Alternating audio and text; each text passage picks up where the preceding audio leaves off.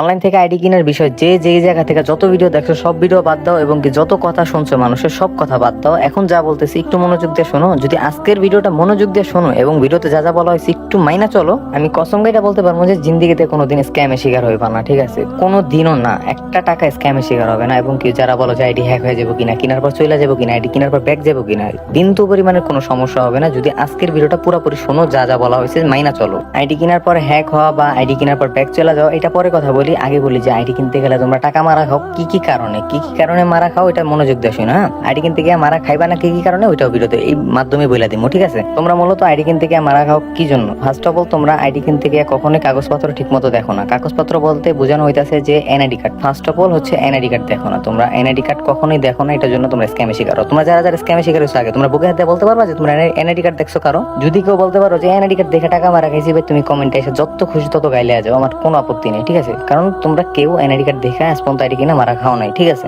তো সেকেন্ড কথা হচ্ছে তোমরা কি করো, কিবোর্ডটা করো ট্রেড লাইসেন্স দেখো না। ট্রেড লাইসেন্স কোনটা? ট্রেড লাইসেন্স হচ্ছে একটা সেলারের মাথা। একটা সেলারের মাথা বলতে একটা সেলারের সর্বোচ্চ সম্মান সবকিছু একটা ট্রেড লাইসেন্সের মধ্যে। যেমন হচ্ছে তুমি ট্রেড লাইসেন্স কখন পাইবা, একজন সেলার কখন পায়? যখন তিনি থানায় যায় আবেদন করে, একজন ব্যবসায়ী যে কোনো টপিকে, যেমন অনলাইনে যারা আমরা আবেদন করি ই বিজনেস নিয়ে, মানে আমি বিজনেস উপলক্ষে আবেদন করি, যখন এই ট্রেড লাইসেন্সটার জন্য আমরা আবেদন করি তখন আমাদের ব্যবসাটা যখন থানায় যায়, তাই না? রিপোর্টটা তো আমরা থানায় দিই, মানে আমরা যে ট্রেড লাইসেন্স আবেদন করি থানায় জমা দিই, তাই না? তখন থানা থেকে আমাদের ব্যবসাটা পর্যবেক্ষণ করা হয় এবং আমার ব্যবসা নিয়ে রিসার্চ করা হয় যে আমাদের ব্যবসার মধ্যে কোনো প্রকার দুর্নীতি, স্ক্যাম, বাটপারি এসব কিছু আছে কিনা, ঠিক আছে? তখন যদি দেখে যে না কোনো প্রকার স্ক্যাম, দুর্নীতি, বাটপারি এগুলো নাই, তখন কিন্তু একজন সেলার ট্রেড লাইসেন্স পায়, ঠিক আছে? যেমন আমার নিজেরও কিন্তু ট্রেড লাইসেন্স আছে, ঠিক আছে? ট্রেড লাইসেন্সটা তখনই পাই, ঠিক আছে? এতটুকু তো বুঝতে পারছো যে ট্রেড লাইসেন্সটা দেখতে হবে। ট্রেড লাইসেন্স আছে মানে সেলার 100% ট্রাস্টেড, ঠিক আছে? তৃতীয় কথা হইতাছে যে তোমরা আইডি কিনতে গিয়ে মারা খাও, সেলারের সাথে বেদবি করো, সব থেকে মেন এবং বড় কারণ। আচ্ছা তুমি ধরো আমি যদি তোমার কাছ থেকে টাকা কিনতে গেলাম, হ্যাঁ তোমার কথাই বলতেছি, তুমি